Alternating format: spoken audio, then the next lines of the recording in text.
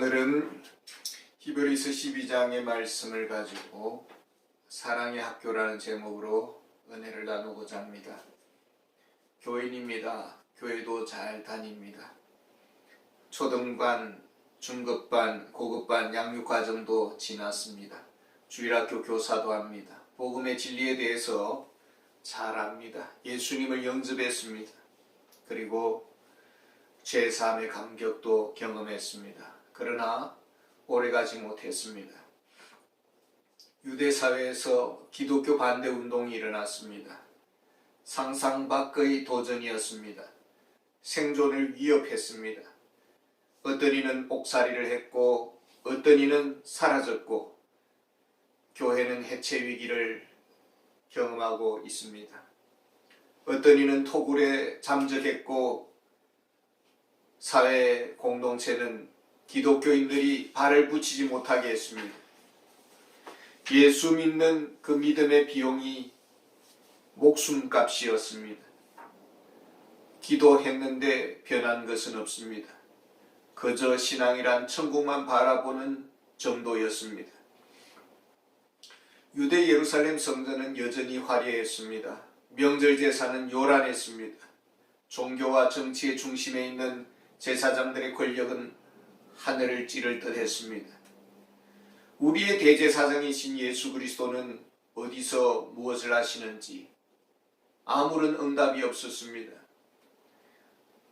혼란스러웠습니다. 흔들리는 믿음. 이럴 때 이단들이 찾아와서 유혹하고 손을 내밉니다. 히브리서 기자는 권면합니다. 예수를 바라보자. 그 예수님이 유대교의 모든 의식, 율법, 제사제도보다 우월함을 낱낱이 증명했습니다. 더 이상 하나님은 예수 없는 유대교를 이교도로 폐기시켰습니다. 구약의 그림자와 모형의 실체가 오셨습니다. 구속사역을 완성하셨습니다. 태양이 떠오르면 달이 지듯이 태양이신 그리스도께서 오시니 구약의 그림자는 사라지는 것입니다. 히브리서 10장 24절에 새 언약의 중보자이신 예수와 및 아벨의 피보다 더 나은 것을 말하는 뿌린 피니라.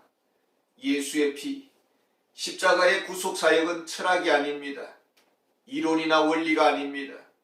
예수를 믿으면 죄산 받고 죄책은 사라지고 단번에 구속사역 영원한 제3의 효력이 발생됩니다. 예수의 피를 힘입어서 자유인이 되었습니다. 죄 사슬에서 풀려났습니다. 하나님의 사랑의 아들의 나라로 옮겨졌습니다. 하나님의 아들의 아버지의 자녀가 되었습니다. 그 권세는 세상의 통치자들의 그 자녀들의 삶 속에서 우리는 잘 볼 수가 있습니다. 더 이상 우리는 무거운 율법의 짐을 지고 가지 않습니다. 감사와 기쁨으로 하나님 앞에 나아갑니다. 의심의 안개가 걷혀졌습니다. 불쾌한 죄의 찌꺼러기는 소멸되었습니다. 오직 우리는 믿음으로 살아갑니다.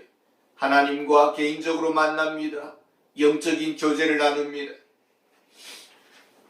이런 횡재가 세상에 또 어디 있을까요?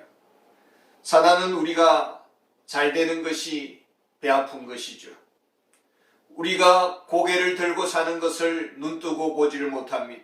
태클을 걸고 방해를 하고 시험 들게 하고 욥이 당했습니다. 수많은 믿음의 선진들이 온갖 고초를 당했습니다. 우리나라에는 주기철 목사님, 손양은 목사님, 길선주 목사님 가시밭길을 걸었습니다. 고난의 시간이 지났습니다. 끝나지 않습니다. 세상에서 잊혀지어가는 존재가 되었습니다. 파리 목숨 취급당하듯이 괴롭힘을 당합니다.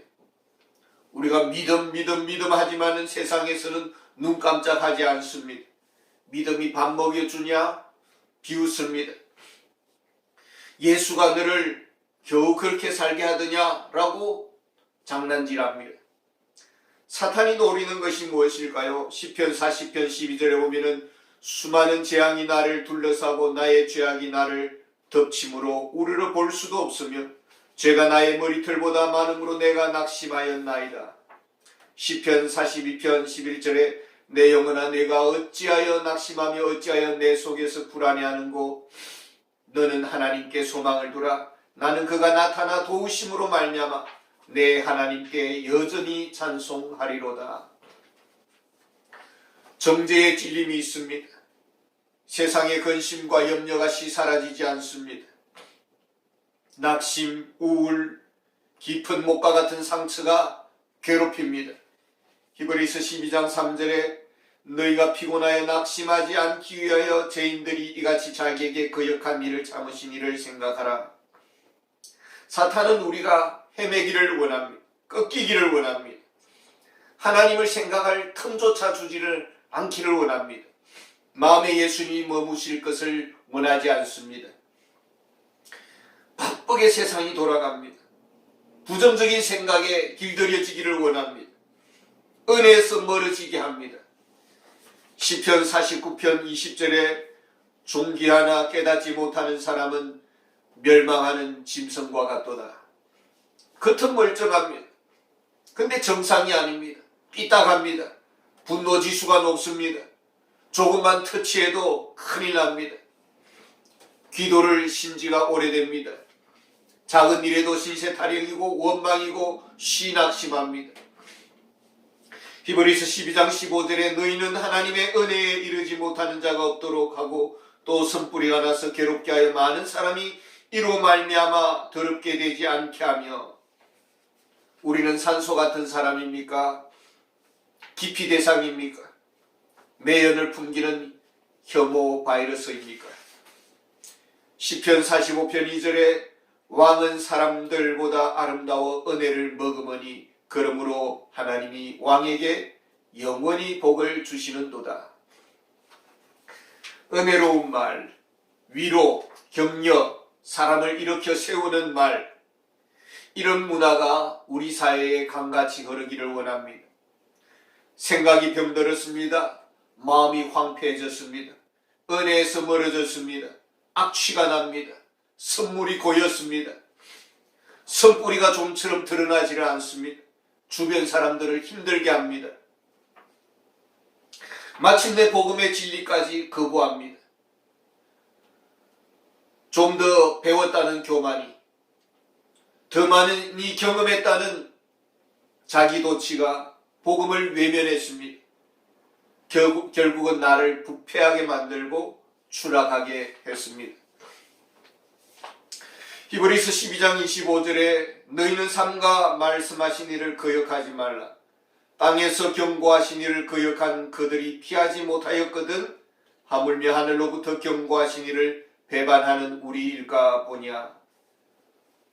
복음을 업수히 여겼습니다. 전도자를 사회 부적응자로 생각했습니다.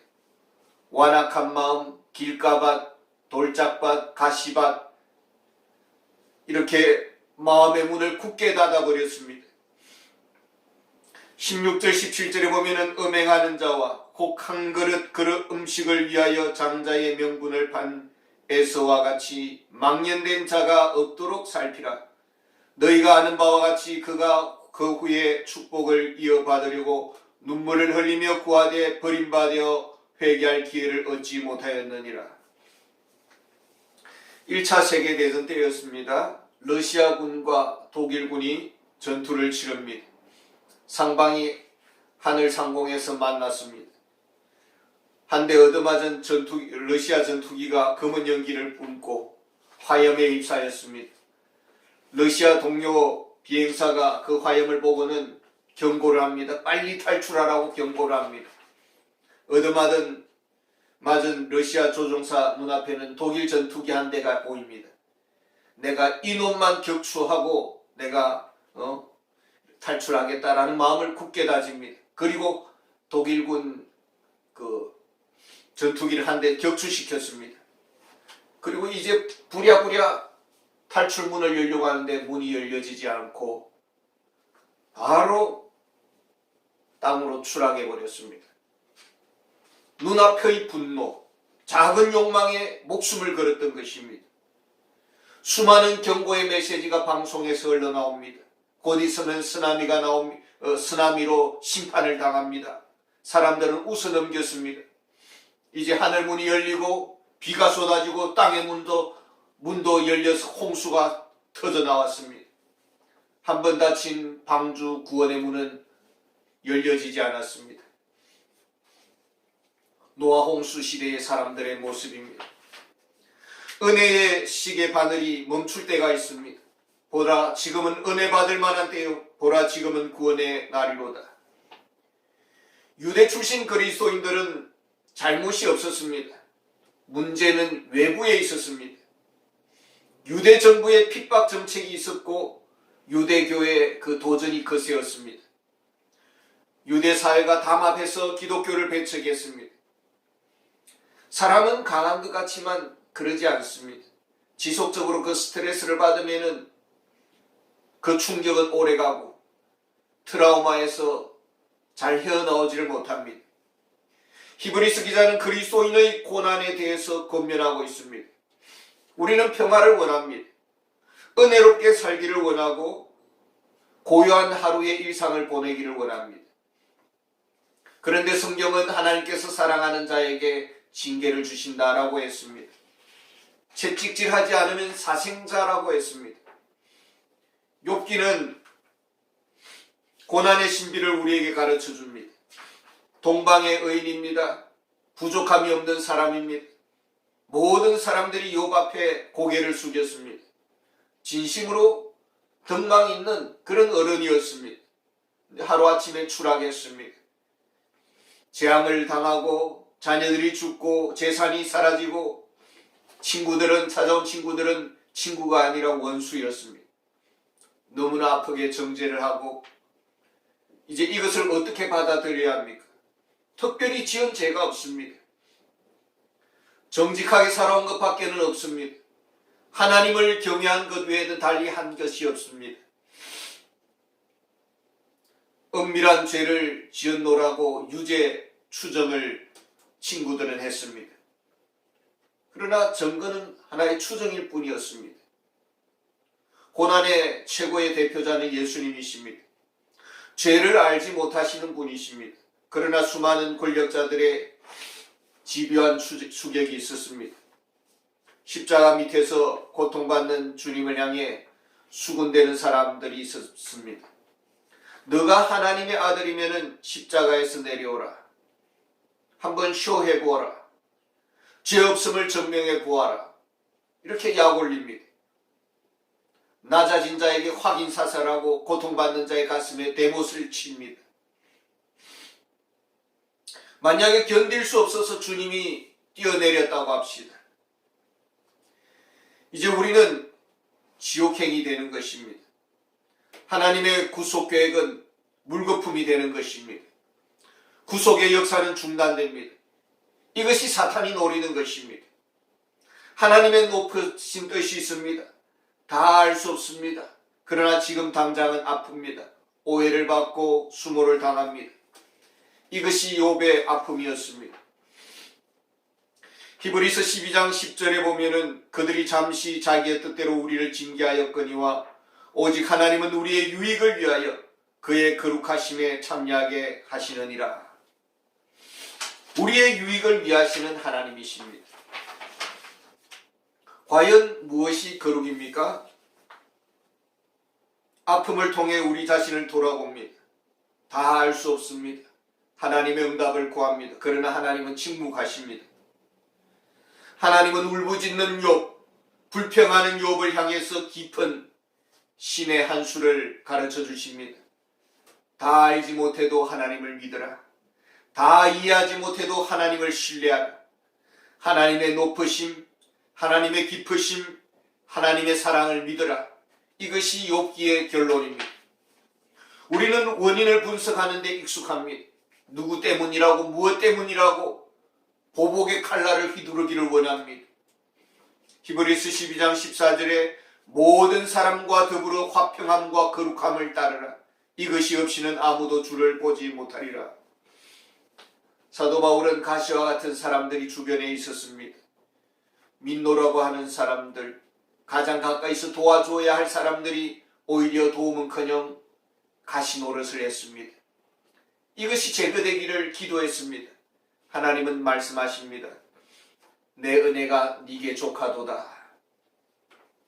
다윗 왕이 가장 높은 왕의 위치에 있다가 하루아침에 도망자 신세가 되었습니다. 압살롬이라는 도둑정부의 그 지명 수배자가 되었습니다. 최고의 권력자가 난민 신세가 되었습니다. 시므이라는 사울의 집안의 사람이 나타나서 다윗 왕을 향해서 욕설을 퍼붓고 야유하고 비웃습니다. 얼마든지 곁에 있는 장수를 시켜서 그 사람을 죽일 수 있었습니다. 보복할 수 있었습니다. 또 한 장수가 일어났습니다. 나섰습니다. 그러나 다윗은 막았습니다. 사무엘하 16장 10절에 보면은 여호와께서 그에게 다윗을 저주하라 하심이니 이렇게 말씀합니다. 다윗은 그 상황 속에서도 하나님 앞에 있었습니다. 성령의 음성에 귀를 기울였습니다. 불난데 부채질하고 아픈 상처에 소금을 뿌리는 이를 향해서 맞대어나지 않았습니다. 치욕스럽고 부끄럽습니다. 창피합니다. 히브리서 12장 3절은 말합니다. 이같이 자기를 거역한 이를 참으신 이를 생각하라. 할 말 다 하고 따질 것 다 따지고 어느 사이인가 은혜에서 멀어집니다. 마침내는 사단의 졸개가 되어서 너 죽고 나 죽자 하는 시기 되는 것입니다. 고난의 시간에 우리는 생각해야 합니다. 히브리서 12장 28절에 그러므로 우리가 흔들리지 않는 나라를 받았은즉 은혜를 받자. 예수님을 소유한 우리들입니다. 천국의 기업이 예약되어 있습니다. 영원한 무한한 복락을 우리는 이미 소유하고 있습니다.